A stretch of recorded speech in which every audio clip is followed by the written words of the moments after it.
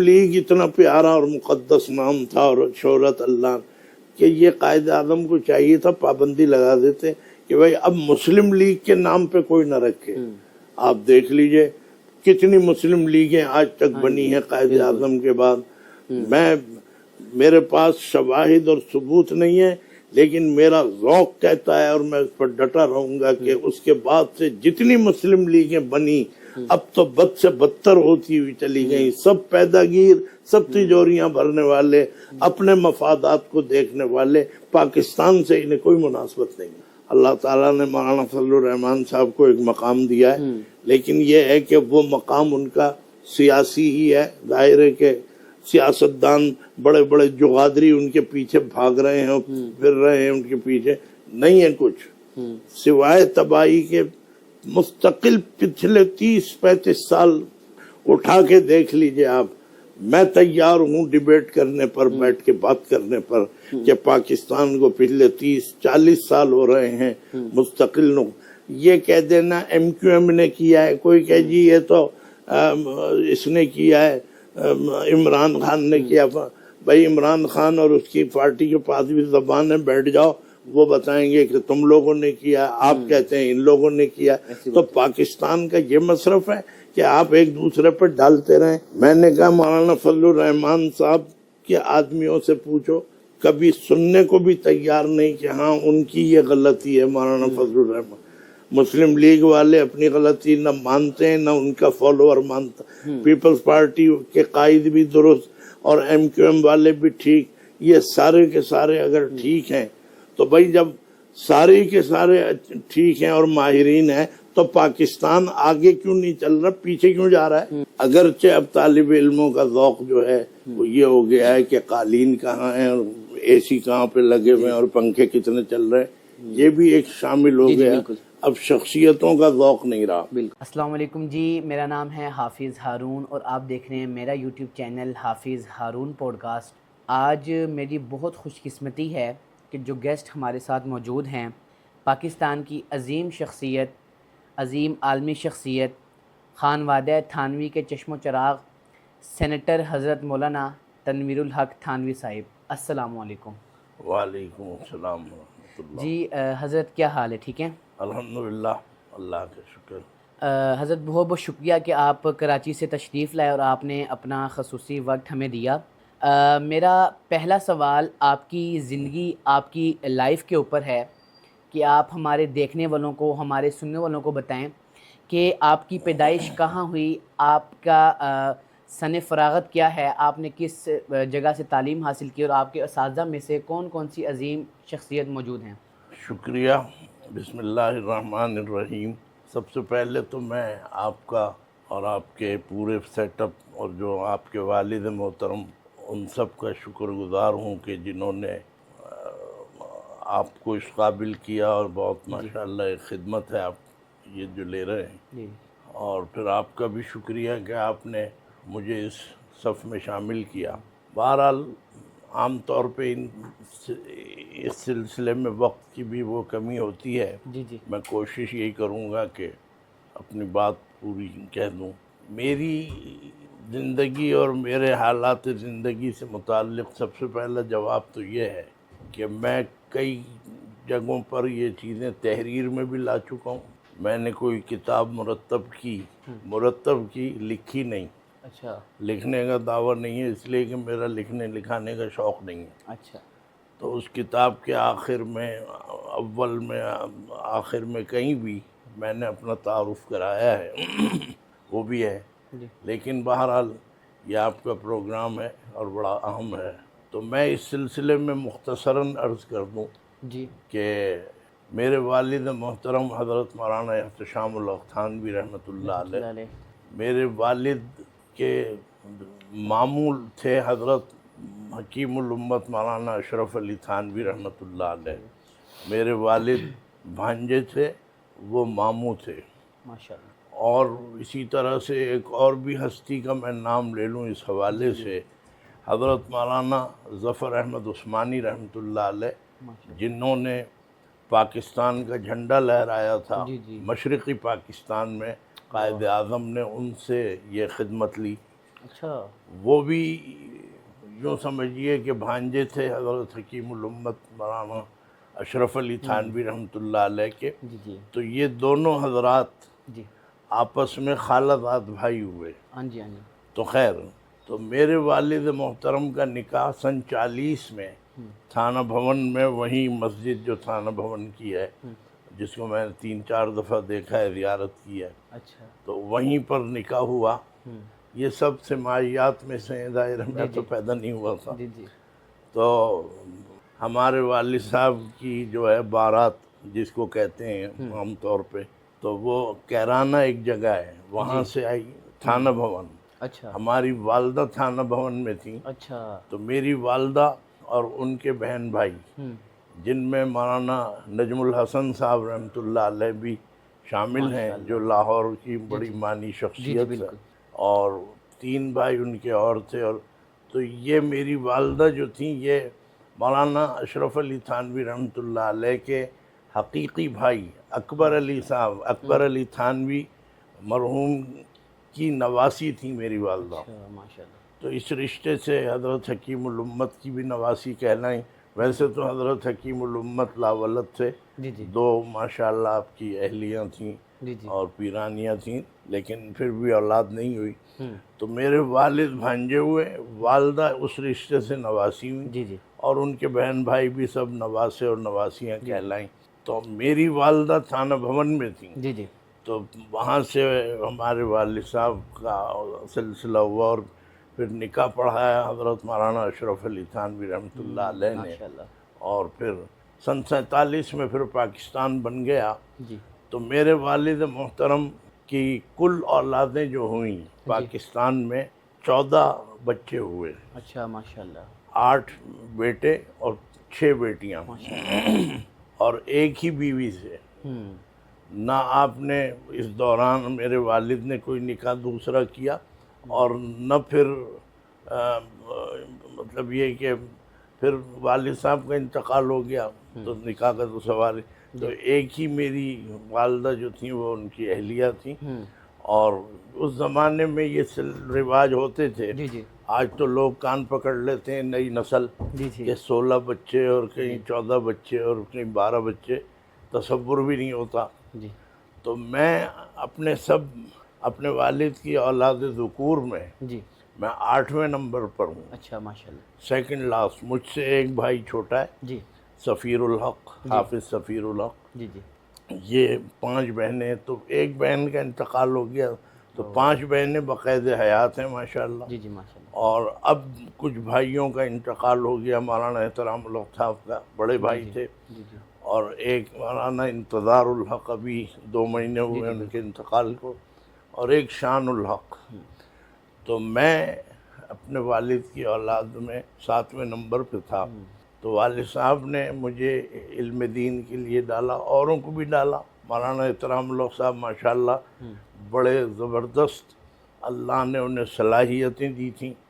انہوں نے وہاں خیر المدارس میں بھی پڑھا، حضرت مولانا خیر محمد صاحب رحمۃ اللہ علیہ سے پڑھا. اور وہ جو وہاں پہ وہ تھے قاری تھے نا، وہ جو پانی پتی قاری رحیم بخش صاحب رحمۃ اللہ علیہ سے بھی پڑھا. اچھا اور ملتان میں ان کا بڑا وقت گزرا ہے. جی جی اور پھر چنڈو الیار میں پڑھا انہوں نے، اور ان کی ابتدا وہیں جیکب لائن سے ہوئی. مدرسہ اشرفیہ جیکب لائن میں ہمارا جو مدرسہ تھا، یہ پہلا مدرسہ تھا پاکستان کا. تو ان کے بعد اور بھی اولادیں ہوئیں. تو پھر مجھے علم دین میں ڈالا میرے والد نے، اسکول بھی اور علم دین بھی. میں نے نرسری کلاس سے پڑھا، اور میں نے میٹرک کیا یہاں 73 میں. اچھا تو اور ریگولر. اسی دوران جو ہے پھر میں نے فارسی کی کتابیں، اور یہ میرے استاد سے حضرت مولانا مفتی محمد اکمل صاحب الحسینی رحمۃ اللہ علیہ، جو ہمارے ہاں 33 سال انہوں نے فتوے کا کام کیا، اور بڑے اچھے معقولات کی بہت صلاحیت رکھتے تھے. اور شاگرد خاص تھے حضرت مولانا حسین احمد مدنی رحمۃ اللہ علیہ، مہاجر مدنی رحمۃ اللہ علیہ کے وہ شاگرد تھے. ان سے کتابیں پڑھیں، پھر یہ سب کچھ ہوا. بہرحال میں نے ہدایت تک انڈیویجولی میں نے جو ہے تعلیم حاصل کی ہے اچھا مفتی صاحب سے. اچھا فارسی کا جو رسالہ تھا آمد نامہ، اسے آمدن نامہ بھی کہہ دیتے ہیں، وہاں سے لگا کے میں نے وہاں تک پڑھا. تو پھر میرے والد کا انتقال ہو گیا. اچھا تو بس پھر جب ان کا انتقال ہو گیا تو میں پھر دارالعلوم کورنگی کراچی میں حضرت مولانا مفتی محمد شفیع صاحب رحمۃ اللہ علیہ کا جو ادارہ اور مدرسہ، وہاں میں نے 2 سال پڑھا. تو پھر وہاں سے میری فراغت ہوئی ہے 1984 میں، 1984 میں. 1984 تو وہاں تو میں اس دوران پھر میں نے 73 میں میٹرک کر لیا تھا، تو 75 میں نے انٹر کا امتحان دیا، وہ جو ہوتا ہے پرائیویٹ. اور 78 میں نے ایم اے کراچی یونیورسٹی سے کیا، وہ بھی پرائیویٹ کیا. ایم اے کرنے والا تھا تو میرے والد کا انتقال ہو گیا، ایم اے نہیں کیا میں نے. تو خیر اس کا مجھے کوئی غم نہیں ہے. تو اس طرح میری انگریزی تعلیم اور یہ ساتھ ساتھ چلے. حفظ قرآن میں نے 11 سال کی عمر میں حفظ قرآن وہیں جیکب لائن میں کر لیا تھا. میرے استاد سے حافظ نذیر احمد رحمۃ اللہ علیہ، جو حضرت مولانا رفیع عثمانی صاحب کے بھی استاد تھے، مولانا تقی صاحب کے بھی، مولانا ولی راضی، ہم یہ سب صاحبزادے. اور ادھر یہ جو ہیں قاسمی برادران، یہ جو قاری وحید ظفر قاسمی، ان کے بھی 2-3 بھائیوں نے جیکب لائن میں پڑھا. اور بہت سے، کیونکہ مدرسہ یہی تھا. سن 1949 میں میرے والد محترم نے حضرت شیخ الاسلام مولانا شبیر احمد عثمانی رحمۃ اللہ علیہ کی خواہش پر ٹنڈو علیار جو شہر ہے سندھ میں، وہاں ایک مدرسہ قائم کیا. اور یہ فرمایا تھا کہ ہم دارالعلوم دیوبند تو وہاں چھوڑا ہے، اب وہ تو نہیں لا سکتے، لیکن جی چاہتا ہے ایک مدرسہ ہو جو دارالعلوم دیوبند کی ہی طرز پر ہو. تو میرے والد محترم اور دیگر بزرگان دین اس میں لگے. ابھی وہ اس کے کچھ کاغذی کارروائیاں چل رہی تھیں کہ حضرت شیخ الاسلام کا انتقال ہو گیا 1949 میں.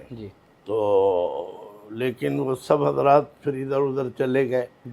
جیسے کمانڈر ان چیف نہ رہے تو پھر سب بکھر جاتے ہیں. تو میرے والد نے پھر تنہا دارالعلوم اسلامیہ اشرف آباد، ٹنڈو علیار اشرف آباد قائم کیا. حیدرآباد سے جو تقریباً 35 کلومیٹر یہ جو بھی ہے، تو کراچی سے 125 میل پہ تھا. اچھا، وہ میل زیادہ ہوتا ہے کلومیٹر سے. تو اسے قائم کیا اور وہاں الحمدللہ بڑی بڑی ہستیوں نے پھر جمع کیا سب بزرگوں کو. اچھا ماشاءاللہ. مولانا حضرت مولانا ظفر احمد عثمانی رحمۃ اللہ علیہ کو وہاں سے ڈھاکہ یونیورسٹی سے لے کے آئے ہمارے والد. حضرت مولانا بدر عالم میرٹھی رحمۃ اللہ علیہ کو لائے. حضرت مولانا محمد یوسف بن نوری صاحب رحمۃ اللہ علیہ کو گجرات ڈابیل سے لے کے آئے ہمارے والد، اور ان کا سب کاغذات مکمل کیے. اور دیگر بہت سے قاری عبد المالک جو تجوید کے جو گویا شہنشاہ کہلاتے تھے، اور میں نے تو انہیں نہیں دیکھا، ان کو لائے دارالعلوم ٹنڈو علیار میں. اور بڑی بڑی ہستیوں کو جمع کیا. حضرت مولانا ادریس صاحب کاندھلوی رحمۃ اللہ علیہ، حضرت مولانا محمد مالک صاحب کاندھلوی رحمۃ اللہ علیہ، اور دیگر حضرات. تو یہ سب وہاں پڑھاتے تھے. حضرت مولانا سلیم اللہ صاحب رحمۃ اللہ علیہ بھی آخری دنوں میں انہوں نے بھی کچھ پڑھایا، لیکن ان کی طبیعت کا وہاں پر وہ نہیں ہو سکا موسم کی وجہ سے، تو پھر وہ کراچی آ گئے. میرا مطلب صرف یہ ہے کہ یہ مدرسہ چلا، اس میں بڑی بڑی شخصیتوں نے پڑھا. اس زمانے میں حضرت مولانا ظفر احمد عثمانی طلبہ کی نفسیات یہ ہے، اس وقت بھی یہی تھی اور آج بھی طلبہ ایسی شخصیت کو ڈھونڈتے ہیں کہ جو گویا مشہور و معروف ہو، اور جو بزرگوں سے تو طالب علم کا آج بھی ذوق یہی ہوتا ہے. اگرچہ اب طالب علموں کا ذوق جو ہے وہ یہ ہو گیا ہے کہ قالین کہاں ہیں اور اے سی کہاں پہ لگے ہوئے ہیں اور پنکھے کتنے چل رہے ہیں، یہ بھی ایک شامل ہو گیا. بالکل اب شخصیتوں کا ذوق نہیں رہا. بالکل. تو اس زمانے میں حضرت مولانا ظفر احمد عثمانی رحمۃ اللہ علیہ کے ہوتے ہوئے اور دیگر مشائخ اور بزرگوں کے ہوتے ہوئے تو مولانا عبد الرحمن ان کے بغیر ان سب کے ہوتے ہوئے جی وہاں پر دور دراز سے لوگ تشریف لاتے تھے. حضرت مولانا فضل الرحمان صاحب دامت برکاتہم کے جو گویا دائیں بازو کہلا سکتے ہیں، کیا نام ہے ان کے جو ڈپٹی وہ تھے سینٹ، مولانا عبدالغفور حیدری نے وہاں پڑھا. مولانا منظور چنیوٹی نے ٹنڈو الیار میں پڑھا، اور دیگر بہت سی شخصیتوں نے. حضرت مولانا مفتی احمد الرحمان صاحب جو صاحبزادے تھے مولانا عبد الرحمن کامل پوری کے اور داماد تھے حضرت مولانا یوسف بن نوری رحمۃ اللہ علیہ کے، انہوں نے بھی پڑھا. بہت سی شخصیات ہیں. بہرحال تو اس طرح سے میرے والد محترم نے مجھے علم دین میں ڈالا، اور میں یونیورسٹی سے فارغ ہو گیا تھا 78 میں، اور مدرسے سے فارغ ہو گیا. پھر میں فارسی عربی کی سب کتابیں مکمل کر کے 2 سال مجھے مدرسے کا ماحول ملا ہے. وہ دارالعلوم کورنگی، دارالعلوم کراچی کا، اور میں پھر 1984 میں مجھے سند فراغت حاصل ہو گئی. بہرحال کام تو میں کر رہا ہوں. 17 سال کی میری عمر تھی کھیل کود کی. یعنی یہ محاورہ نہیں ہے کھیل کود، میں واقعی کھیلتا تھا. کرکٹ کھیلتا تھا انگریزی بال سے، دائرے اسکول میں پڑھتا تھا میں. بس پھر وہ اللہ نے ایسے ہی فیصلہ کیا کہ مجھے نماز پڑھوا دی. نمازیوں نے عشاء کی نماز میں نے پڑھائی. 17 سال میری عمر تھی. بس وہاں سے جو پڑھائی تو الحمدللہ آج تک پڑھاتا ہوں. اب میرے ذرا گھٹنوں میں درد ہو گیا ہے 1.5 سال سے، تو میں کھڑے ہو کے نہیں پڑھ سکتا. تو میں نے نمازیں پڑھائیں الحمدللہ. میرے پیچھے بزرگوں نے نمازیں پڑھی. تو یہی سارا دور ہے جو میں نے پھر 17 سال کی عمر سے آج تک اللہ نے مجھے اس کام میں لگا رکھا ہے، قبول فرما رکھا ہے. تو پھر یہ کہ میرا پھر نکاح ہو گیا. بس پھر یہ تو آپ کے سوالات کے اوپر میں پھر مزید جواب دوں گا. تو یہ میری تعلیم کا سلسلہ اس طرح سے رہا، اور میرا یہ 17 سال سے میری میرے مقدر نے مجھے لا کے مسلح پر کھڑا کیا. پھر اپنے والد محترم کی جگہ میں نے تقریریں مجھ سے جب وہ چلے گئے 1980 میں، وہ انتقال ہو گیا مدراس میں. تو میں اس زمانے میں 1.5-2 سال سے تقریریں کرتا تھا اپنے والد سے پہلے. بہت سے حضرات جانتے ہیں. تو وہی مجھے مشق ہوئی تھی، تو میں اسی طرح تقریریں کرتا رہا. ان کا انتقال ہو گیا. بس پھر میں دائرے کے مستقل خطیب بن گیا اپنے والد کی جگہ. اور قرآن کریم میں نے مسلح سنائے. سن 71 میں 1971 کی وار شروع نہیں ہوئی تھی، اس سے پہلے رمضان میں نے محراب سنائی، مسجد میں سنائی. کسی کی چھت پہ نہیں سنائی، کسی پارک میں نہیں سنائی، اور گھر میں نہیں سنائی. تو میں نے محراب سنائی، اور اس وقت سے لے کے بلا فصل جو ہے وہ میرے لیے بالکل صادق آتا ہے کہ میں نے الحمدللہ اللہ نے توفیق دی، کوئی ناغہ نہیں ہوا. پچھلے سال بھی میں نے قرآن کریم سنایا تراویح پہ پورا، چاند دیکھ کے چاند دیکھنے تک. تو 53 سال ہو گئے مجھے محراب منبر. میری جو محرابیں ہیں قرآن کریم کی وہ 53 ہیں، 52 یا 53. اور اب بھی دعا کی درخواست ہے جو حضرات سن رہے ہیں یا دیکھ رہے ہیں. پورا ارادہ ہے کہ رمضان میں 4-4.5 مہینے رہ گئے، میں قرآن کریم پھر بھی سناؤں گا. آپ سب اس پر دعا بھی فرمائیے. اچھا، آپ نے اپنے ادارے کا اہتمام کب سنبھالا، اور سیاست کی زندگی کا آغاز کب سے ہوا؟ دیکھیے، میرا تو کوئی ادارہ نہ تھا اور نہ مجھے بنانے کی ضرورت تھی. ہمارا ایک ہی ادارہ تھا پورے پاکستان میں. یہ بالکل ایسی چیز ہے کہ جس کی نفی نہیں کی جا سکتی.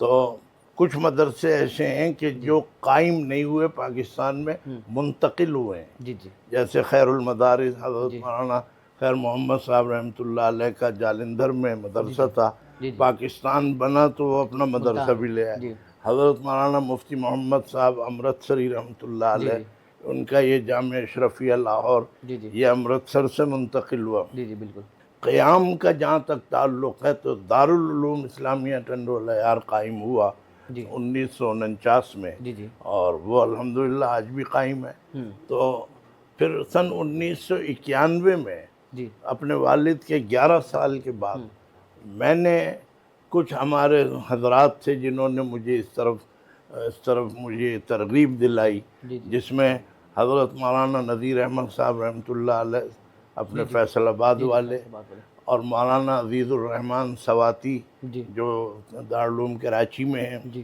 اور بھی دیگر حضرات نے یہ کہا کہ آپ مدرسہ قائم کر لیں، اس کے بہت سے فائدے ہیں، یہ بھی فائدہ ہوگا کہ آپ کو بھی تدریس کا موقع مل جائے گا۔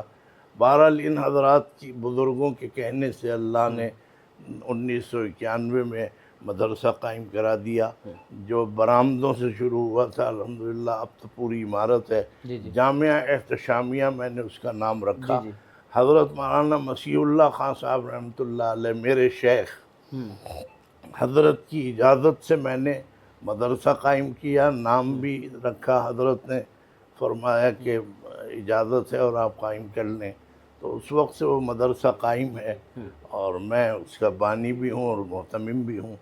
الحمدللہ وہ مدرسہ اب بھی چل رہا ہے۔ تو اس کی ضرورت بس یوں پڑی کہ وہ بہت دور تھا، اور پھر وہ مولانا احترام الحق صاحب اس کے وہ تھے محتمم، جی تو وہ اس میں بس میرے لیے کوئی ایسا اس میں چارم نہیں تھا، بس میں صرف راستہ ناپنے کی حیثیت رکھتا تھا کہ میں جاؤں اور جا کے بس یہ مائلج پورے کر لوں۔ تو پھر اس لیے مدرسہ قائم کیا کہ بھئی یہاں بھی یہ بہاریں ہوں۔ میں ایک واقعہ سناؤں تھوڑا، بڑا روحانی ہے۔ چکوال کے پیر غلام حبیب صاحب رحمۃ اللہ علیہ، جنہیں میں جانتا بھی نہیں تھا، اچھا تو وہ میرے والد کی تعزیت کے لیے آئے تھے۔ اچھا یہ مجھے سنائی ہے ان کے نواسے نے، نواسے کا اب مجھے نام نہیں معلوم، جو ان کے اب بھی کام کر رہے ہیں ان کے نواسے۔ تو میں جب چکوال گیا، جب میں پریکٹیکل لائن میں آیا اور چکوال بھی میرا جانا ہوا، تو حضرت کا تو انتقال ہو چکا تھا اس وقت تک۔ میں نے حضرت کی زیارت یہاں کی تھی لاہور میں، جب وہ جو ہے وہ جھنگوی شہید جو تھے، کیا نام تھا، حق نواز جنگ، ان کو جو ہے مسنگ کر دیا تھا، اور وہ اس کا وزیر اعلیٰ کا دور تھا، اس کا یہ نواز شریف وزیر اعلیٰ تھے۔ تو سیانت المسلمین کے جلسے سے ساتھی مجھے یہاں لے آئے، وہ مولانا سیف تھے، تو وہ لے آئے یہاں، تو حضرت کی زیارت وہاں ہوئی۔ اچھا مولانا احترام الحق صاحب سے تو ان کی ہوتی تھی، خیر بہرحال۔ تو جب حضرت کے وصال کے بعد مجھے بلایا گیا پیر صاحب کے مدرسے میں چکوال میں، تو وہاں ان کے نواسے نے یہ سنا ہے، کہنے لگے کہ نانا جان آئے تھے جیکب لائن تعزیت کے لیے، لیکن نہ آپ تھے نہ کوئی اور بھائی آپ، تو جب کوئی ملا عصر کے وقت آئے، یعنی دوسرے تیسرے دن نہیں، کچھ دنوں کے بعد، تو مطلب یہ کہ وہ اب انہوں نے دیکھا کہ جب کوئی اچھا نماز انہیں ملی نہیں جماعت سے، تو منفرداً نماز پڑھی، اب باہر نکلے، یہ ان کا کہنا ہے نواسے کا، کہنے لگے کہ جب باہر نکلے اور جوتے پہننے لگے نانا جان، تو مسجد پہ ایک طاہرانہ نظر ڈال کے کہا، دیکھو بزرگوں کی جگہ ہے، اتنا بڑا مرکز ویران پڑا ہے۔ آہ کہتے ہوئے یہ کہا، کاش کہ یہاں مدرسہ ہوتا اور طلبہ، تو حضرت کی بھی یہ دعا لگ گئی۔ تو اس طرح سے مدرسے کا قیام ہوا ہے، اور الحمدللہ وہ چل رہا ہے۔ باقی سیاست اول تو یہ کوئی ایسی چیز نہیں ہے کہ جس کو ہم یہ سمجھیں گے صاحب یہ تو وہ جو کہتے ہیں نا کہ صاحب سیاست اور مولوی، یہ اپنے ذوقی فیصلے ہیں، فتویٰ نہیں ہے شریعت کا، اور نہ قرآن حدیث سے بھی۔ پھر بھی میرے والد محترم نے چونکہ تحریک پاکستان کا وہ سارا منظر دیکھا تھا، حمایت میں کون تھے، مخالفت میں کون تھے، جی جی بالکل. تو اس لیے ان کے اندر یہ داعیہ پیدا ہوتا تھا کہ میں میدان میں آؤں.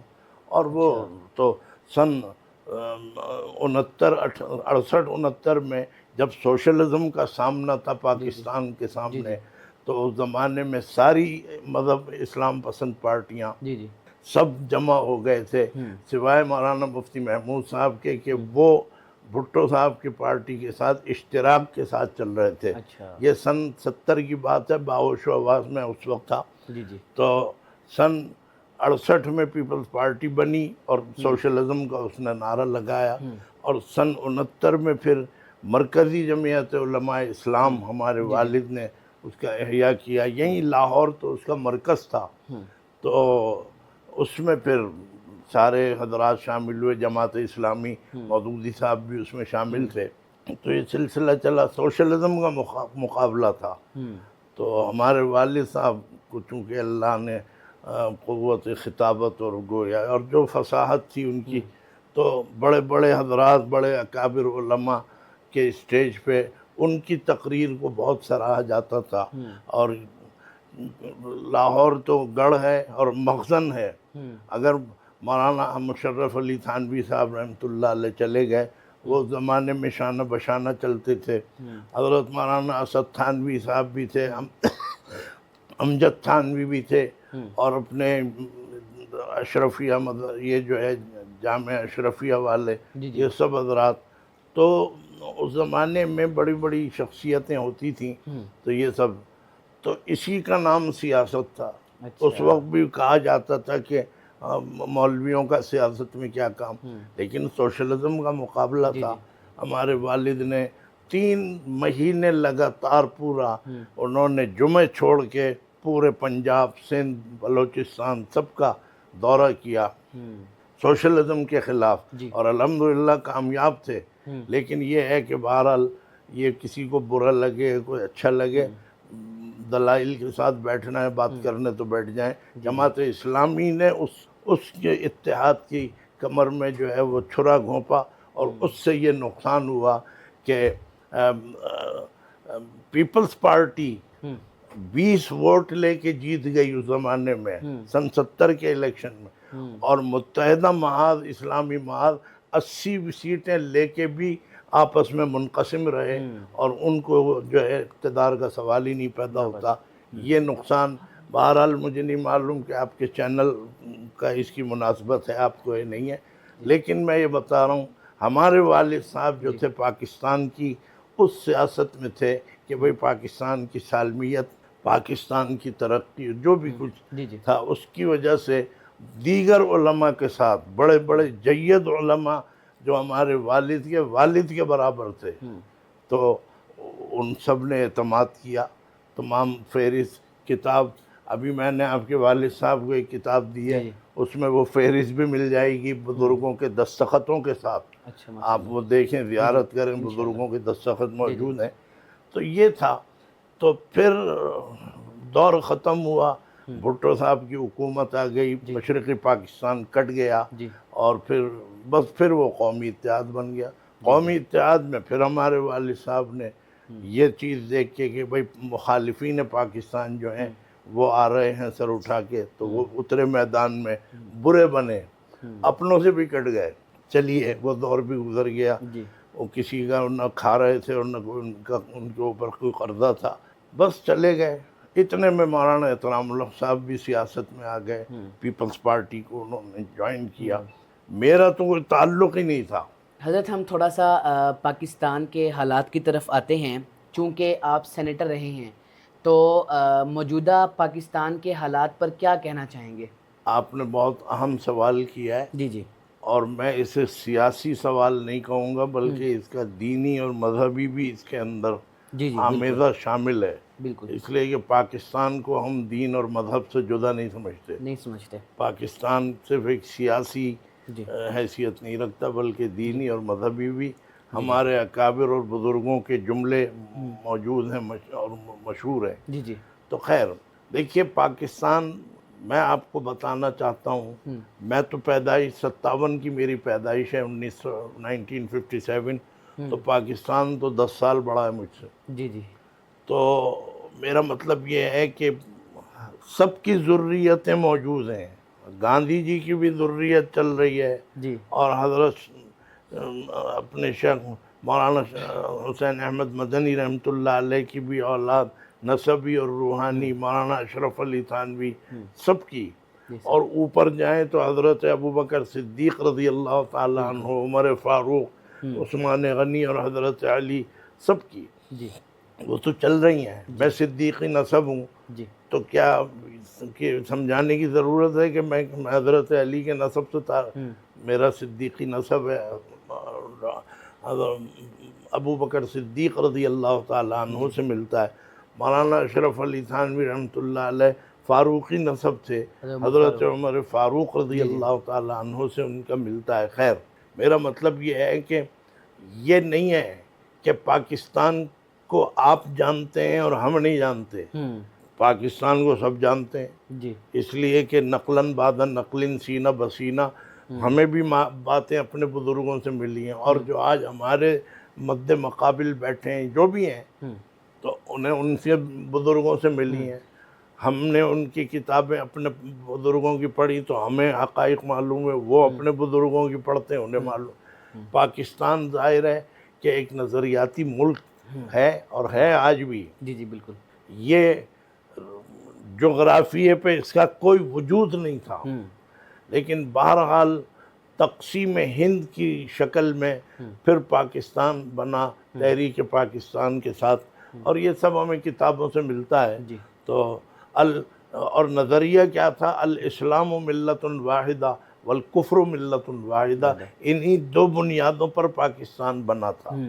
کسی کو ہنسی آئے، کوئی مسکرائے اور کوئی قہقہ لگائے، وہ اس کا اپنا عمل ہے، اس کا اپنا انداز ہے، لیکن بہرحال بنیاد یہی تھی اور آج بھی ہے. لیکن دیکھیے، پاکستان کو صحیح معنی میں قیادت حاصل نہیں ہوئی جب بزرگ اٹھ گئے. روحانی بزرگ بھی اٹھ گئے اور سیاسی بزرگ بھی اٹھ گئے. قائد اعظم چلے گئے، لیاقت علی خان چلے گئے، سردار عبدالرب نشتر جو تھے، خواجہ ناظم الدین بنگال کے تھے، اور یہ سب حضرات مسلم لیگی یہ چلے گئے.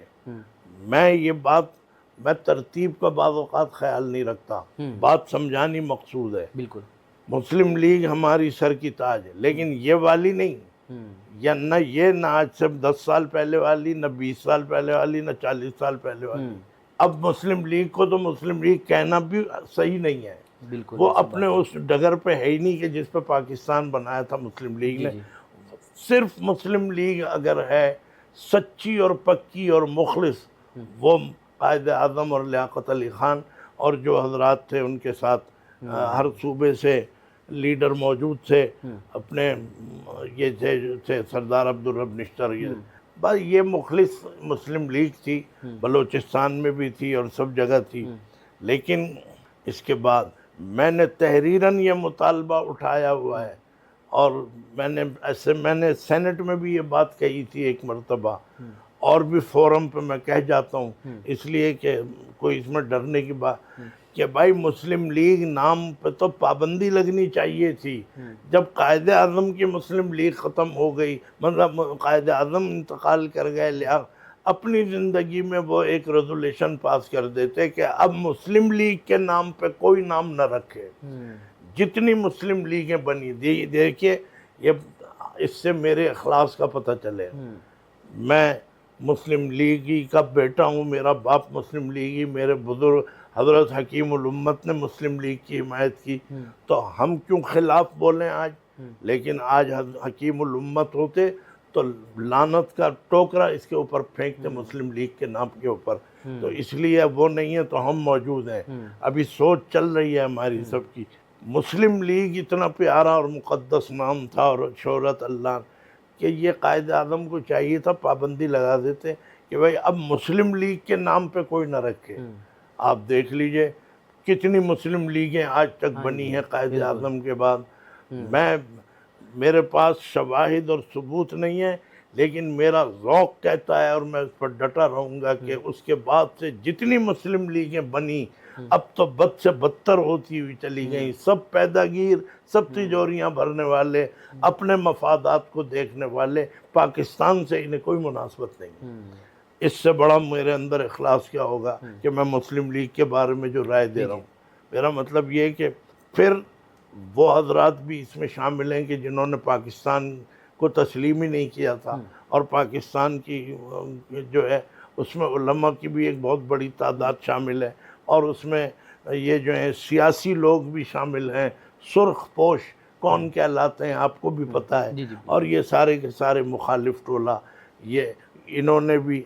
میں نے ابھی ایک مضمون لکھا ہے، میں ابھی مولانا تقی عثمانی صاحب دامت برکاتہم کی خدمت میں دے کے آیا ہوں، میں نے اس کو باہر نکالا ہی نہیں ہے، پہلی نظر پڑی ہے تو حضرت مولانا مفتی محمد تقی صاحب میرے استاد بھی ہیں، اور میں نے ان کو دی ہے، اور ان سے یہ بھی کہا ہے کہ آپ میری جہاں تک اصلاح فرما سکتے ہیں فرما دیں، کہ اب تو پاکستان کہلانے کا بھی مستحق نہیں ہے۔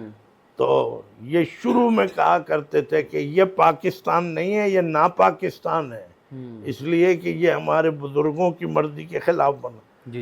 اس وقت ہمیں تکلیف ہوتی تھی، لیکن آج میں کہتا ہوں کہ پاکستان کو جس طرح لوٹ کے کھایا ہے سب نے، مسلم لیگ نے نہیں چھوڑا، پیپلز پارٹی نے، کسی نے بھی نہیں چھوڑا، تو آج تو ہم بھی آپ کے ساتھ صف میں شامل ہیں کہ ہاں جی یہ اب واقعی ناپاکستان ہے، یہ اب ہوا ہے جا کے ناپاکستان 77-76 سال کے اندر، تو یہ پاکستان کا حشر کیا ہے۔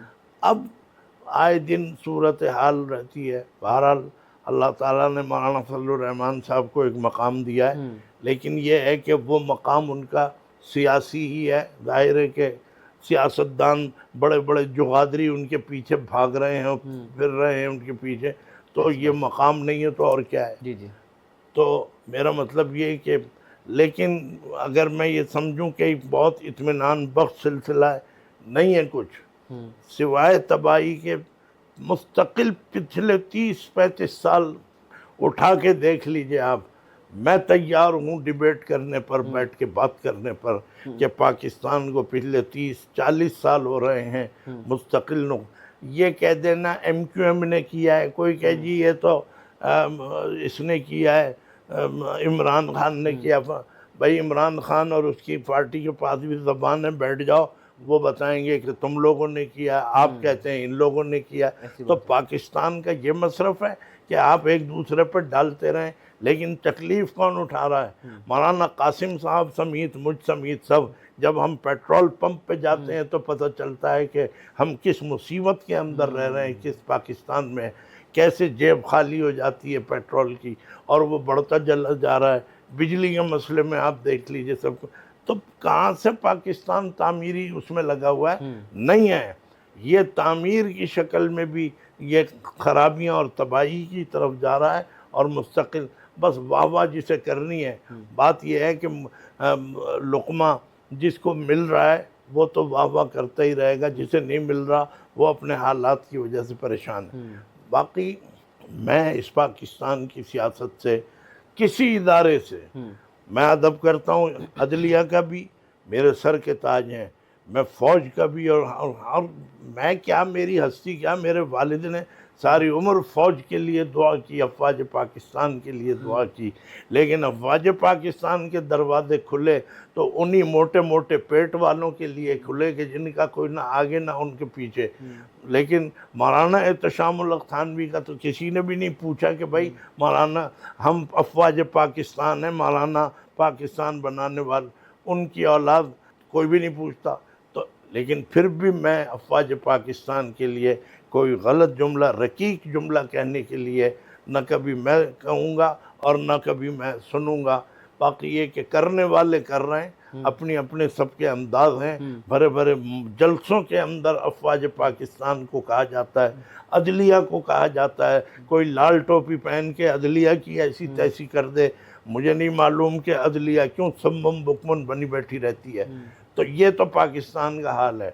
رہا یہ کہ آئینی ترمیم، بھئی ایمانداری کی بات یہ ہے کہ میں نورانی قاعدہ پڑھنے کے بعد تو سمجھتا ہوں اللہ مجھے بخش دیں گے، معاف فرما دیں گے کہ بھئی چلو نورانی قاعدہ تو پڑھا تھا اس نے، لیکن یہ ترمیم ورمیم ان کی مجھے نہیں پتہ کون غلط ہے کون صحیح ہے، کیا ہو رہا ہے کیا نہیں ہو رہا ہے.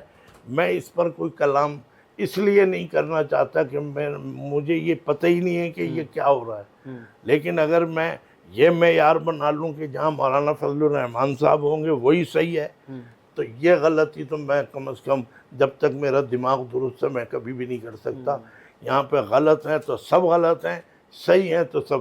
مجھے ایک نوجوان نے کہا آج سے 10-15 سال پہلے، یہ پیریڈ ذہن میں رکھا کیجئے، نکاح میں لے جا رہا تھا، کہنے لگا مولانا حضرت آپ کے ساتھ اس وقت مل گیا ہے، وہاں تک پہنچنے تک میں چاہتا ہوں آپ سے کوئی استفادہ. یہ حضرت کیا ہو رہا ہے، یہ کیا، یہ کس کروٹ 15 سال پہلے کا پاکستان ہمارے مولانا کو بتا دیں گے، آپ تو بچے تھے اس وقت، یہ کیا ہو رہا ہے کراچی میں، یہ کیا ہو رہا ہے. میں نے اس نوجوان سے کہا کہ بھئی میں نکاح پڑھانے جا رہا ہوں، میں سوالوں کے جواب دینے کے لیے آپ کے ساتھ نہیں بیٹھا ہوں، لیکن اگر آپ نے کر لیا ہے مجھے ایک بات بتا دیں. آپ اس سے کہا میں نے کہا مولانا فضل الرحمان صاحب کے آدمیوں سے پوچھو، کبھی سننے کو بھی تیار نہیں کہ ہاں ان کی یہ غلطی ہے. مولانا فضل الرحمان مسلم لیگ والے اپنی غلطی نہ مانتے ہیں نہ ان کا فالوور مانتا. پیپلز پارٹی کے قائد بھی درست اور ایم کیو ایم والے بھی ٹھیک، یہ سارے کے سارے اگر ٹھیک ہیں تو بھائی جب سارے کے سارے ٹھیک ہیں اور ماہرین ہیں تو پاکستان آگے کیوں نہیں چل رہا، پیچھے کیوں جا رہا ہے؟ یہ اس وقت یہی حالات تھے جیسے آج آپ پوچھ رہے ہیں کہ پاکستان کو کس طرح دیکھ. تو میں نے کہا کہ یہ سب صحیح ہے، کیوں ان کے آدمیوں سے اور ان سے پوچھو، مولانا سمیع الحق صاحب کے آدمیوں سے پوچھو تو وہ کیڑے نکالیں گے ان کے گروپ میں، ان سے پوچھو تو یہ ان کے تو، لیکن وہ بھی صحیح ہیں یہ بھی صحیح ہیں. آپ مجھے بتائیے کہ 5-6 افراد ماہرین ڈاکٹر کو بلایا جاتا ہے جس وقت سیریس صورتحال بن جائے تو 5-6 ماہرین جو ماہرین سرجن ہیں ڈاکٹر ہیں وہ بھی آ کے اگر ہاتھ پیر ڈھیلے چھوڑ دیں جی ہمیں تو کچھ نہیں آتا تو ماہرین بننے کا فائدہ کیا ہو؟ جب اتنے ماہرین اتنے اچھے لوگ کہ جن کے کردار پہ کوئی سننے کو تیار نہیں ہے، قتل کر سکتے ہیں، یہاں تک بھی نوبت ہے کہ ہمارے قائد کو کیسے کہا اور یوں. بھائی جب کوئی غلط نہیں ہے تو پاکستان کیوں آگے نہیں جا رہا، پیچھے کیوں جا رہا ہے؟ اور اگر پیچھے جا رہا ہے تو پھر مان لو کہ سب میں غلطیاں ہیں، اپنی غلطیوں کو ماننے کے لیے تیار نہیں ہے. میری کوئی جماعت نہیں ہے، نہ سیاسی اور نہ میرے پاس کچھ بھی، لیکن میں اگر پیپلز پارٹی کا بھی ہوں تو میں جانتا ہوں کہ پیپلز پارٹی ہے کس قسم کی اس کے اندر خامی ہے. اس وقت کی پیپلز پارٹی کی میں بات کر رہا ہوں. تو اس لیے جب یہ معیار جب تک ختم نہیں ہوگا، بس میرا قائد صحیح سب غلط، اس نے کہا جی ہمارا قائد صحیح سب غلط، تو اس پہ آپ پاکستان کا کیا تعین کریں گے کہ پاکستان صحیح سمت میں جا رہا ہے غلط جگہ جا رہا ہے؟ ہاں فوج سے اس وقت گلہ ہے، فوج کو چاہیے کہ وہ اپنا کردار ادا کرے. میں نے ایک میری تحریر موجود ہے، اگر سب کچھ ہو گیا، یہ اٹھا کے دیکھیں، وہ اس میں تو کتاب نہیں ہے، میں نے یہ لکھا ہے کہ اگر سب کچھ ہو گیا اور یہ ہو گیا اور بلوچستان میں کوئی تحریک اٹھ گئی، یہ بھی 10-12 سال 15 سال پہلے لکھا تھا، تو بلوچستان میں امکان بہت ہے علیحدگی کے، اس وقت بھی تھے آج بھی ہیں. تو میں نے لکھا ہے کہ اگر علیحدہ ہونا ہی ہے تو پھر ایک ہی نعرہ ہے کہ افواج پاکستان زندہ باد. آپ مجھے بتائیے، میں افواج پاکستان کو اس وقت بھی سمجھتا تھا کہ یہ پاکستان کی سلامتی کی ذمہ دار ہے، لیکن آج جس طرح منہ بھر بھر کے بڑی گالیاں دے دی جاتی ہیں اپنے اپنے جلسوں میں، تو مجھے تو نہیں پتا کہ پھر افواج پاکستان کا مقام کیا ہے. لیکن یہ ہے کہ جس ملک کی فوج میں کیڑے نکالے جائیں، عدلیہ میں نکال جائیں، یہ سب کچھ ہو، تو اس ملک کا اب کیا حال ہوگا، کیا بہتری ہوگی. تو بھائی بس پاکستان ہمارے سر کا تاج ہے، اس لیے کہ صبح ناشتے کا سامان لینے جاؤ تو بیکریاں کھلی ہوتی ہیں، دوپہر کو گوشت لینے جاؤ گوشت بھی مل جاتا ہے، اور اس سے زیادہ پاکستان کسے چاہیے. لیکن باقی یہ ہے کہ یہ ان لوگوں نے جس طرح سے پاکستان کو لوٹا اور کھسوٹا ہے، یہ دائرے نام لینے سے ہم اگر عرض کریں گے تو شکایت ہوگی، مطلب یہ کہ ہر ایک کو برا لگے گا۔ لیکن ایک عجیب بات یہی ہے کہ ان سب کے حالات آپ دیکھ لیں اور عوام کے حالات دیکھ لیں، ہر شخص اپنے حال میں مست ہے۔ تو میں اس لیے پاکستان کے بارے میں یہ سمجھتا ہوں، میں نے لکھا ہے لنگڑا لولا پاکستان، بے حس پاکستان، یہ مولانا تقی صاحب کو جو میں نے تحریر اپنی دی ہے، وہ انشاءاللہ اس کو دیکھیں گے، وہ ممکن ہے وہ کہیں کہ آپ نے فورم پہ بیٹھ کے یہ کہہ دیا، لوگ مجھ سے پوچھ رہے ہیں۔ بھائی پاکستان کا نقشہ میں نے اب کھینچا ہے، یہ جب پاکستان کی یہ حالت ہو گئی ہے، کسی کروٹ صحیح بیٹھتا ہی نہیں، کہیں کسی کل سیدھا ہی نہیں بیٹھتا۔ بھائی کسی کو مارنے کی تو خیر میں نہیں بات کروں گا، لیکن کسی کو ملک سے نکالنا ہے، ملک بدر کرو، پاکستان کو چلاؤ۔ کسی کو بٹھانا ہے، ملک دے کے تو دو اور پاکستان کو چلاؤ۔ یہاں کچھ بھی نہیں ہے، پاکستان کا اقتدار بھی کسی کو نہیں دینا، اور مار سکتے نہیں، اور مار بھی دیں گے تو اس کی ایکسکیوز پیش کرنا کوئی مشکل نہیں کسی کے لیے۔ بس یہ اسی پہ ساری سیاست چل رہی ہے کہ ادھر بھی پولیس، ادھر۔ میں تو آ نہیں رہا تھا اسلام آباد، حافظ یاسین صاحب نے یہ جو ہیں اپنے کیا نام، انہوں نے کہا کہ نہیں راستے کھلے ہوئے ہیں۔ میں نے کہا نہیں بھائی، مجھے یہ خبریں مل رہی ہیں کہ ہر طرح سے راستے بلاک ہیں، اور میں ایسی جگہوں پہ جانا چاہیے کے لیے تیار نہیں ہوں کہ گھر سے نکلو تو یہاں سے بھی بند، وہاں سے بھی بند۔ مجھے ایسی تبلیغ کی ضرورت نہیں ہے کہ میں جاؤں اور لوگوں تو، لیکن انہوں نے مجھے کلیئرنس دیا تو میں یہاں آ گیا۔ باقی اور کوئی سوال جیسے کہ آپ نے پاکستان کے موجودہ حالات پہ نقطہ نظر رکھا، پاکستان جن مقاصد کے لیے بنایا گیا تھا 77 سال میں وہ حاصل نہیں ہو سکے، تو کیا کوئی امید نظر آتی ہے آنے والے وقت میں؟ دیکھیے، پاکستان بننے کے 3 سال بعد 47 میں پاکستان بنا ہے، 48، 49، 50، 3 سال گزرے۔ 51 میں اٹھا کے دیکھ لیجئے، اس میں ریکارڈ موجود ہے جو آپ کے والد کو میں نے کتاب دی ہے۔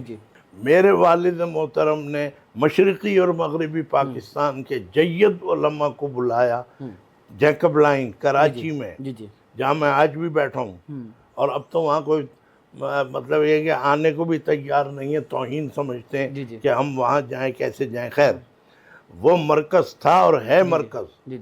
وہاں پر اتنا بڑا اجتماع منعقد کیا، 31 علماء، پھر بعد میں 2 اور شامل ہو گئے تو وہ 33 ہو گئے۔ بڑی بڑی شخصیتیں، مولانا ابوالعلا مودودی صاحب بھی تھے، اور شیعوں کے بھی مفتی کفایت حسین، اور اہل حدیث حضرات کے بڑے بڑے جو اس وقت کی کریم تھی، ان سب کا، مولانا احمد علی لاہوری رحمۃ اللہ علیہ، یہ سارے کے سارے جو ہیں وہاں جمع ہوئے، اور 22 نکات تیار کیے گئے۔ 22 نکات، ظاہر سب حضرت مولانا مفتی محمد حسن صاحب رحمۃ اللہ علیہ، مولانا خیر محمد صاحب، یہ سب حضرات تھے۔ مشرقی پاکستان کے بنگالی علماء بھی تھے، بڑے بڑے مفتیان کرام تھے۔ یہ سب تیار ہوا، اور ہمارے والد نے جو ہے وہاں بھیج دیا، وہ سرکاری اس میں۔ ہوا یہ تھا کہ لیاقت علی نے یہ بات منہ پہ بیٹھ کے کہی ہمارے بزرگوں کے، جس میں میرے والد بھی موجود تھے۔ لیاقت علی نے یہ کہا کہ آپ سب یہ تو یہ گئے تھے یاد دہانی کرانے کہ بھائی پاکستان اسلام کے نام پہ بنا ہے تو اسلامی نظام کا کچھ کریں۔ انہوں نے کہا کہ آپ حضرات یہ تو کہتے ہیں اسلامی نظام نافذ کیا جائے، کس کا کیا جائے؟ یہ لیاقت علی صاحب جو سب سے اچھے انسان تھے، مطلب یہ کہ دیوبندی کا اسلام، بریلوی کا اسلام، جماعت اسلامی کا فلان، یہ لیاقت علی نے۔ تو یہ نقطہ میرے والد نے اٹھا لیا، اور انہوں نے جا کے پھر کوشش کی، پورے ملک، مغربی مشرقی پاکستان، سب علماء کو جمع کیا، ان کو آنے جانے کے ان کو کرائے دیے، کسی نے لیا کسی نے نہیں لیا۔ یہ سب بیٹھ کے وہاں پر طے ہوا۔ 22 نکات جو بنیادی نکات تھے، اور ان پر سب کا اتفاق تھا، شیعوں کے دستخط، بریلویوں کے بڑے لوگ، اور ہمارے علماء دیوبند، اور اپنے جماعت اسلامی کے مودودی صاحب، ان سب کے دستخط موجود ہیں۔ یہ کام جس کا آج آپ بھی ظاہر ہے کہ بچے ہیں، آج آپ کو بھی گلہ ہو رہا ہے، اتنی قوم۔ ایم کیو ایم والے مجھ سے کہتے تھے جب میں کہ وہ مقصد کہاں گیا ہے جو پاکستان بننے کا تھا۔ اس میں کوئی شک نہیں کہ کہ بڑی لام تان ہوئی ہے اس سلسلے میں. تو اب سوال یہ ہے کہ ایک مسلم لیگی مولوی احتشام الحق تھانوی جس کا نام تھا، اس نے یہ درد لے کر یہ اتنے علماء کو اکٹھا کیا. آج تو میں مولانا حنیف جالندری سے بھی کہوں کہ حضرت کبھی آتے ہیں آپ کراچی صبح شام آتے، ذرا تھوڑی دیر کو جیکب لائن آ جائیں. تو بہرحال اللہ نے ان کو بہت اونچا مقام دیا ہے، وہ اتنی جلدی تو نہیں آئیں گے. پھر تو میرا باپ کیا خدائی لیے بیٹھا ہوا تھا جو اتنے بڑے بڑے جید علماء کو جمع کیا؟ میرا تو وہ مقام نہیں ہے، اور نہ میں اس مقام کی طرف بھاگنے کی کوشش کر رہا ہوں کہ میں بھی ایسے ہی ہو جاؤں. کوئی ایمان پر خاتمہ ہے، یہ اصل منزل ہے. تو اتنی ہستیوں کو جمع کر کے پھر یہ سب کچھ تیاری کی، سب وہاں بھیجا. وہ لیاقت علی شہید ہو گئے، وہ پھر سرد خانے میں چلا گیا. لیکن آپ مجھے ایمانداری سے بتائیے، میں آپ کے اس فورم سے سوال کرتا ہوں، حضرت مولانا فضل الرحمان صاحب سے میرا کہنا ہے، اور میں نے کہا ہے بہت سی جگہوں پہ، یہ نہیں کہ آج میں نئی بات کر رہا ہوں، کہ بھئی مولانا فضل الرحمان صاحب کو اتنی قوت، طاقت، سیاسی، دینی، مذہبی، سب کچھ، اور وہ ذاکر نائک نے تو اب علمی سند بھی دے دی کہ مولانا تقی عثمانی صاحب اور مولانا فضل الرحمان صاحب دونوں بڑے عالم ہیں. تو بہرحال اس میں کوئی شک نہیں، وہ بین الاقوامی شخصیت ہے، اس نے سند دے دی تو بس ختم بات. تو مولانا فضل الرحمان صاحب نے کیوں نہیں کیا؟ میرے والد کہتے تھے کہ قومی اتحاد کی شکل میں جو تحریک چلی تھی، اتنی بڑی ملک گیر تحریک جو پھر شاید اب نہ چل سکے، انہیں چاہیے تھا کہ یہ 22 نکات کی طرف ڈائیورٹ کر دیتے سب کو، کہ یہ نہ ہمیں بھٹو کا استعفیٰ چاہیے نہ کچھ چاہیے، آپ یہ نظام نافذ کر دیں. کسی نے بھی نہیں کیا، کسی نے بھی اپنے فورم سے یہ چیز نہیں اٹھائی. قومی اتحاد کی میں بات کر رہا ہوں، مفتی محمود صاحب جس کے صدر تھے، اور راشا اصغر راشا سب کچھ ہو رہا تھا، تو کسی نے بھی نہیں کہا کہ بھئی 22 نکات.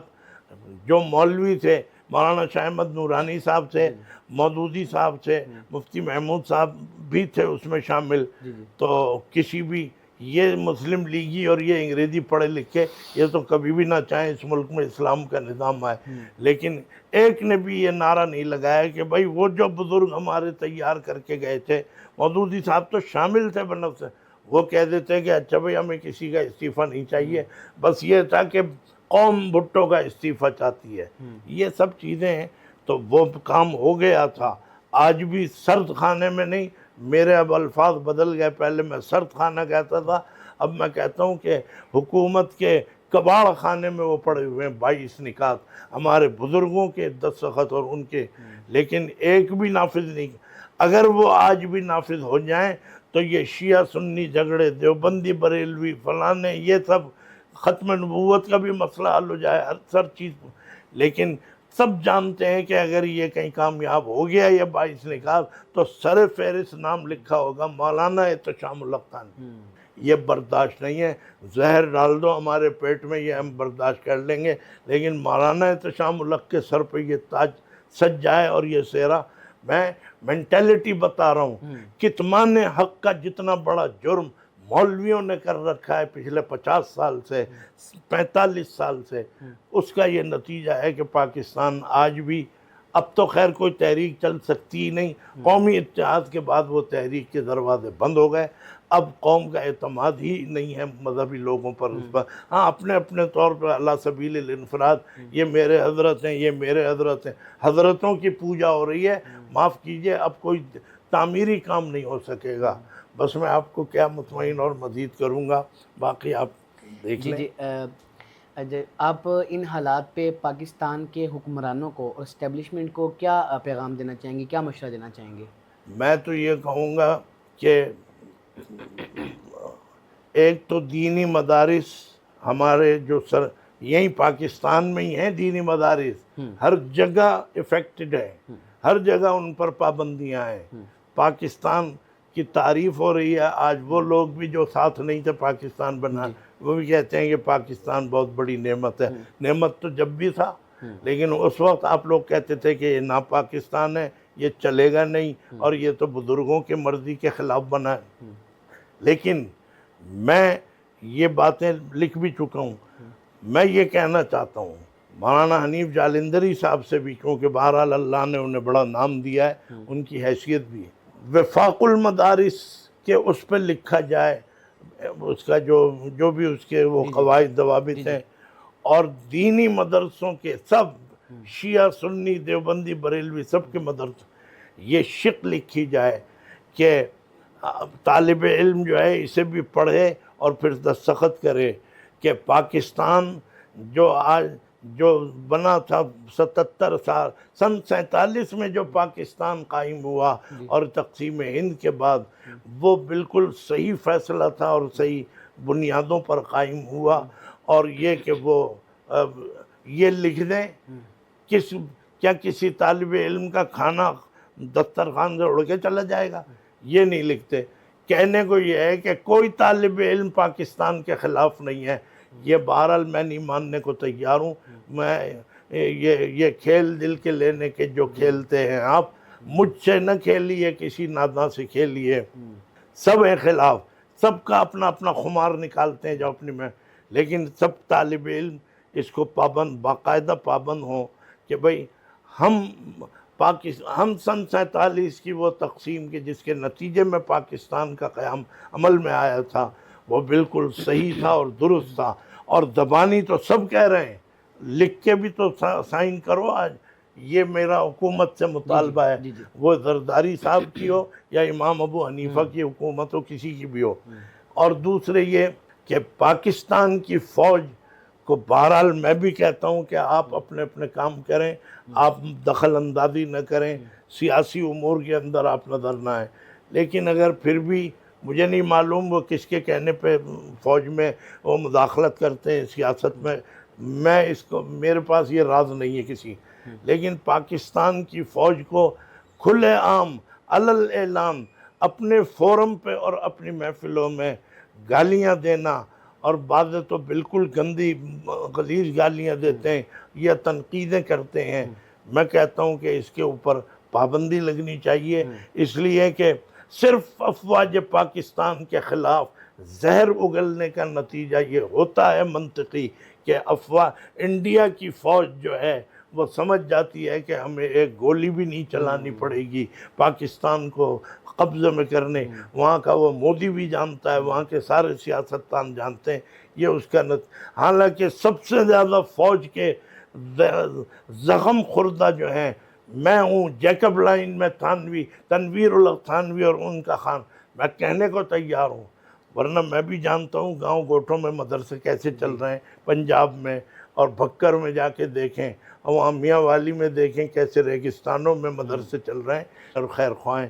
لیکن ایسے چلے جاتے ہیں کہ جیسے اس کا کوئی تعلق ہی نہیں. بھئی جلسہ ہی نہ کرو اگر تمہیں وہاں نہیں جانا. میرے نزدیک یہ بہت بڑی بات ہے. لیکن یہ سارے کے سارے جو ہیں دولت کے نشے میں اندھے ہو چکے ہیں. ان لوگوں کے نزدیک نہ پیپلز پارٹی، نہ یہ پی ایم ایل این، اور نہ کوئی اور سیاسی جماعت، یہ دینی مذہبی لبیک فلانے، یہ سارے کے سارے ایسے ہی دنخے. یہ ہونا چاہیے. اور دیگر بہت سی چیزیں ہیں. عدلیہ کو جس طرح چاہتے ہیں کہ میری جوتی کی نوک پہ، بھائی عدلیہ اگر جوتی کی نوک پہ ہے تو پھر عوام کو ضرورت ہی نہیں ہے عدالتوں میں جانے کی. اس لیے کہ اسی عوام کے اندر رہنے والے وہ بھی ہیں کہ جو کہتے ہیں میری جوتی کی نوک پہ ہے، جج بھی اور عدالتیں بھی اور فلانے بھی. یہ بھیج کے تو دیکھیں میرے خلاف کوئی کسی قسم کا جو ہے وہ کریں، یہ وہ جو بھیجتے ہیں وہاں سے نوٹس، یہ نوٹس جو ہے جوتی کی نوک پہ. تو میں تو نہیں کہہ سکتا جوتی کی نوک پہ، لیکن کوئی کہتا ہے تو کس برتے پہ اور کس بنیاد پہ کہتا ہے یہ کھوج لگایا جائے. ورنہ عدالتیں تو ظاہر ہے کہ اپنے باپ کو بھی نہیں چھوڑتی ہیں، لیکن اس کے باوجود یہ ساری چیزیں جو ہیں حلال ہیں اور جائز ہیں. شیر مادر کی طرح اس کو پی جاتے ہیں. فوج کو گالیاں دو تب کچھ نہیں، اور عدلیہ کو برا بھلا کہو. یہ چیزیں جب تک ختم نہیں ہوں گی، مہنگائی کو چھوڑیے، یہ تو ویسے بھی خانہ ساز مہنگائی ہے، یہ تو ختم ہی جب ہوگی جب سارے کے سارے لٹیرے اس ملک سے دفع ہوں گے اور بھاگیں گے، تب جا کے پاکستان مہنگائی کے مسئلے پر کچھ نہ کچھ کر سکے گا. بس یہ میرا جواب ہے آپ کے سوال کی. ٹھیک ہو گیا. اچھا، آپ نے کافی نالج میں اضافہ کیا. مجھے پاکستان کی جو آنے والی نسل ہے اس کو آپ کیا پیغام دینا چاہیں گے؟ بھائی اس کو یہی پیغام دینا چاہیں گے کہ پاکستان کی تعمیر و ترقی میں چلیں. پھر عوام جو ہیں وہ کون سے عوام ہیں جو یہ دیکھتے ہوئے کہ بھئی 40 سال سے کون ہے حکومتوں میں، کیا کیا انہوں نے، اگر قوم کے مسائل حل کر دیے، میرا مطلب یہ ہے کہ ایک جماعت نے پنجاب اور لاہور کے مسئلے حل کر دیے، کراچی والے تو رو رہے ہیں، جی جی اگر کسی نے سندھ کے مسئلے حل کر دیے تو پھر پتہ نہیں کہیں اور بھی لوگ رو رہے ہیں۔ تو یہ جو ہے عوام کو چاہیے کہ وہ الیکشنوں کے اندر صحیح فیصلہ کریں، بنیاد یہ نہ بنائیں کون ہماری زبان کا ہے اور کون ہمارے علاقے کا ہے، بنیاد کون ہمارے لیڈر کا ہے، بنیاد یہ بنائیں کہ بھائی 40 سال میں انہوں نے کیا کیا، ہمارے لیے کیا مسئلے، تو اس چیز کے اوپر قوم جو ہے وہ فوکس کرے، کیونکہ الیکشن کا پھر پتہ نہیں، کسی دن صبح اٹھیں گے اعلان ہو جائے گا الیکشن ہو رہے ہیں، اور پھر وہی سب کے پاس یہ پیسہ بچا کے رکھتے ہیں الیکشنوں کے جلسے کرانے کے لیے اور گرفتاریوں کی پھر یہ ضمانتیں کرانے کے لیے، اس کے لیے انہوں نے میرا اور آپ کا پیسہ چرا رکھا ہے اور انہوں نے چھین رکھا ہے، اسی سے یہ کام کر رہے ہیں۔ ہم اس پہ خوش ہیں کہ شاید اس دفعہ کام بن جائے، کچھ بھی نہیں بنے گا، کسی پارٹی کو جب تک کہ صحیح معنی میں آپ پہچاننا، پارٹی کو تو دینا ہی نہیں چاہیے اب ووٹ، اب تو افراد کو دیں جو افراد صحیح، کتنی بڑی تعداد جو ہے ان لوگوں کی جیت کے آئی ہے اسمبلیوں کے اندر، جو اخباروں سے اس سے پتہ چلا ہے، میرا کوئی رابطہ نہیں، وہ لوگ ہیں یہ کہ جنہوں نے کوئی لیبل نہیں لگایا، کسی کا کوئی نشان، کسی کا کوئی نشان، لیکن بہرحال وہ جیت گئے۔ یہ جیت تو بہت بڑی جیت ہے، ورنہ شیر کو جتوانا اور نیچے معلوم ہو کہ وہ سارے کے سارے جو ہیں آپ کو لوٹ کے کھانے والے ہیں، کوئی تلوار کو جتوا دے اور وہ سب ایسے ہوں، یہ صحیح نہیں ہے۔ اس سوچ سے نکلیں گے تو ان کے دلدر دور ہوں گے، ورنہ حقیقت یہ ہے کہ کوئی جو ہے